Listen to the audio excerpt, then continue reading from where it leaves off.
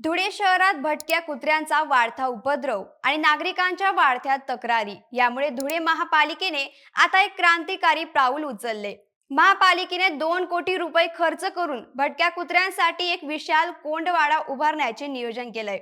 या कोंडवाड्यासाठी 30,000 चौरस फूट जागा निश्चित करण्यात आली। विशेष म्हणजे गेल्या 6 महिन्यात पालिकेने एका खासगी संस्थेद्वारे 7,011 कुत्र्यांवर निर्विजीकरण शस्त्रक्रिया आणि लसीकरण यशस्वीरित्या पूर्ण केली। हा कोंडवाडा उभारण्याचा निर्णय का घेण्यात आला? 7,000 कुत्र्यांच्या निर्विजीकरणामुळे भविष्यात किती वाढ रोखली जाईल आणि या कोंडवाड्याचे व्यवस्थापन आणि आहार योजना काय? पाहूया धुळे शहराच्या प्राणी नियंत्रण आणि सार्वजनिक सुरक्षतेशी संबंधित या महत्त्वाच्या प्रकल्पाचा सविस्तर आढावा। नमस्कार, मी किमया चौधरी आणि तुम्ही पाहत आहात बोलेमेज। धुळे शहरातील लहान मोठ्या वसाहतींमध्ये भटक्या कुत्र्यांचा उपद्रव वाढल्याच्या तक्रारी मोठ्या प्रमाणात वाढल्या होत्या। यामुळे लहान मुले, महिला आणि वृद्ध व्यक्तींना अधिक त्रास होत असल्याची ओरड नागरिकांकडून होत होती। या पार्श्वभूमीवर महापालिकेने भटक्या कुत्र्यांचे निर्विजीकरण आणि लसीकरण करण्याचे काम एका खासगी संस्थेकडे सोपवले। मोहिमेची आकडेवारी पाहिली तर 5 जून ते 7 डिसेंबर पर्यंत जवळपास 7,011 कुत्र्यांवर निर्विजीकरण शस्त्रक्रिया आणि लसीकरण करण्यात आले। यात 3,589 नर आणि 3,422 मादी कुत्र्यांचा समावेश आहे। या मोहिमेमुळे भविष्यातील जवळपास 25,000 कुत्र्यांची संभाव्य वाढ रोखली गेल्याचा निष्कर्ष काढण्यात आलाय। संस्थेचे प्रमुख पशु शल्क चिकित्सक डॉक्टर राहुल बोंबटकर यांनी माहिती दिली की यामुळे मनुष्य प्राणी क्लेश कमी करण्यासाठी संस्था काम करते। या मोहिमेत केवळ शस्त्रक्रियाच नाही तर पकडलेल्या कुत्र्यांवर व्यापक वैद्यकीय उपचार केले जातात। कुत्र्यांना पकडून आणल्यानंतर पशु चिकित्सकांद्वारे त्यांची तपासणी केली जाते। यावेळी आजारी श्वानांचे विलगीकरण करण्यासाठी स्वतंत्र कक्ष असून त्यावर औषधोपचार केले जातात। पकडण्यात आलेल्या बहुतेक कुत्र्यांना त्वचा रोग असल्याचे आढळले असून त्यावर आवश्यक ते इलाज करण्यात येतात।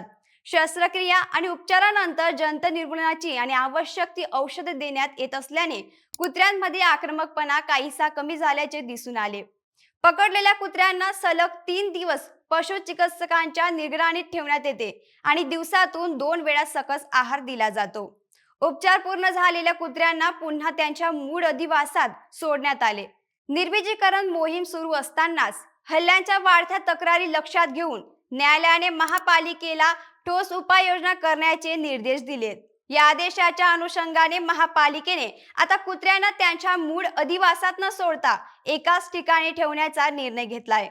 कोंडवाड्याचे तपशील पाहिले तर अवधान परिसरात 30,000 चौरस फूट जागेत कोंडवाडा उभारण्यात येणार आहे। या प्रकल्पासाठी सुमारे 2 कोटी रुपये खर्च अपेक्षित आहे। पहिल्या टप्प्यात जवळपास 1,000 भटके कुत्रे ठेवण्यात येणार आहेत। कोंडवाड्यात प्रत्येक कुत्र्यासाठी 20 चौरस फूट जागा उपलब्ध करून दिली जाणार आहे। इतर सुविधा म्हणजे या ठिकाणी 6 फूट उंच संरक्षण भिंती, लसीकरण केंद्र, आरोग्य तपासणी केंद्र आणि संबंधित कर्मचाऱ्यांसाठी निवास व्यवस्था तसेच कार्यालय आणि पाणी पुरवठ्याची सुविधा करण्यात येईल।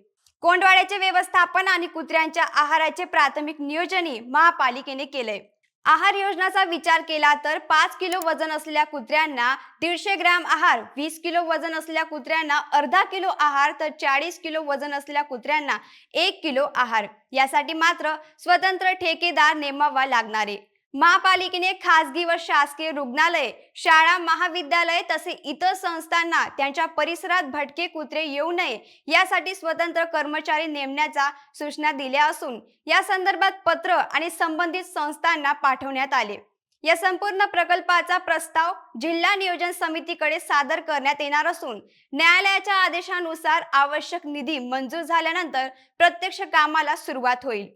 कोंडवाडा उभारल्यानंतर शहरातील भटक्या श्वानांचा उपद्रव मोठ्या प्रमाणात कमी होईल असा विश्वास व्यक्त करण्यात आलाय। तुम्हाला काय वाटतं? धुळे महापालिकेने 7,000 कुत्र्यांचे निर्विजीकरण करूनही 2 कोटींचा कोंडवाडा उभारण्याचा निर्णय घेणे हे भटक्या कुत्र्यांसाठी समस्या कायमस्वरूपी सोडवण्यासाठी अधिक प्रभावी पाऊले की केवळ तात्पुरता उपाय? यावर तुमचं काय मत आहे आम्हाला खाली कमेंट करून नक्की सांगा आणि आपल्या बोलेमेज YouTube चॅनलला सबस्क्राइब करायला विसरू नका।